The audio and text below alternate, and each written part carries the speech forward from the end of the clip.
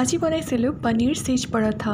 খুব ভাল লাগে আৰু চীজ পৰঠাটো যেনেকৈ বনালে ন একদম দেখিবলৈ চীজ মানে একদম পিজ্জা টাইপ লাগে তেতিয়াহ'লে আহক মোৰ ৰেচিপিটো ষ্টাৰ্ট কৰোঁ আৰু ইয়াত দেখিছেনে গ্ৰেট কৰি দিছিলোঁ চীজখিনি প্ৰথমতে ল'লোঁ আটা অলপমান মঠি ৰাখিছিলোঁ দেই আৰু আমি বিশেষকৈ আটা এইটোৱে খাওঁ আৰু অলপমান কচুৰি মেথি ল'লোঁ আৰু দুটা আলু মই অলৰেডি বইল কৰিলোঁ তাৰপাছত ফ্ৰিজতে অলপমান মোৰ পনীৰ বনাই থোৱা আছিলে সেই পনীৰখিনি আনিলোঁ পনীৰখিনি তাতে মেছ কৰিবলৈ ল'লোঁ কচুৰি মেথিখিনিও মিলাই ল'লোঁ আলু বইলখিনি তাতে ৰাখিলোঁ আৰু অলপমান চিলি ফ্লেক্স ল'লোঁ তেতিয়া অলপ স্পাইচি এটা ফ্লেভাৰ হয় কিন্তু স্পাইচি নহ'বৰ কাৰণে চিলি ফ্লেক্স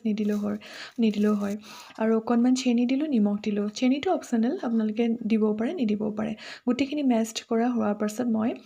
ধুনীয়াকৈ মঠা আটাখিনি এইখিনি মই ধুনীয়াকৈ ৰাউণ্ড শ্বেপ কৰি ৰুটি আকাৰত বেলি ল'লোঁ তাৰপাছত ষ্টাফিং ভৰাবৰ কাৰণে এই যিখিনি মিক্সড কৰি ৰাখিছিলোঁ ষ্টাফিং সেইখিনি তাতে ফিল আপ কৰিলোঁ এই ফিলিংখিনি দিয়াৰ পাছত ধুনীয়াকৈ আকৌ মই ৰাউণ্ড কৰি ধুনীয়াকৈ বেলি ল'ম এইটোৱে হ'ব আমাৰ আজিৰ এটা পৰঠা এইটো চিম্পল আলু পৰঠা নহয় এইটো হৈছে আমাৰ চীজ পনীৰ আলু পৰঠা এইটো খুব ধুনীয়া হয় খুব মানে স্পেচিয়েল এটা টেষ্ট হয় খুব ভাল লাগে আৰু চিলি ফ্লেক্স দিয়াৰ লগে লগে ন এটা স্পাইচি ফ্লেভাৰ হয় খুব ভাল লাগে কিন্তু যিসকলে মানে জ্বলা নাখায় তেওঁলোকে নিদিলেও হ'ব দেই আৰু এই 6 পিচ বনাই ল'লোঁ যিহেতু আমি মানুহ দুজন হাজবেণ্ড আৰু ৱাইফ আৰু সেইকাৰণে কমেই বনাইছিলোঁ তাৰপিছত গৰু ঘিউতে মই গোটেইখিনি পৰঠা বনাইছিলোঁ কাৰণ গৰু ঘিউত বনালে আৰু ভাল লাগে তাৰ হেৰিটো আৰু ওপৰত মই এনেকৈ গ্ৰেট কৰি ৰাখিছিলোঁ চীজ দিয়াৰ লগে লগে যে পিজ্জাৰ এটা দেখিবলৈ পিজ্জাৰ টাইপ হৈ যায় বৰ ভাল লাগে আৰু এনেকৈ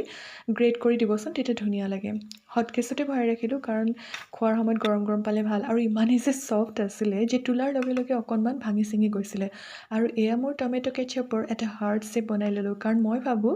খোৱাৰ আগত আমাৰ চকুকেইটাই প্ৰথম চাই লয় খাই লয় আৰু সেইকাৰণে পৰিৱেশনটো যদি আমি স্পেচিয়েল কৰোঁ অলপমান ইণ্টাৰেষ্টিং কৰোঁ তেতিয়া ভাল লাগে মোৰ ৰেচিপিটো চাই আপোনালোকৰ কেনেকুৱা লাগিলে জনাবলৈ নাপাহৰিব বাই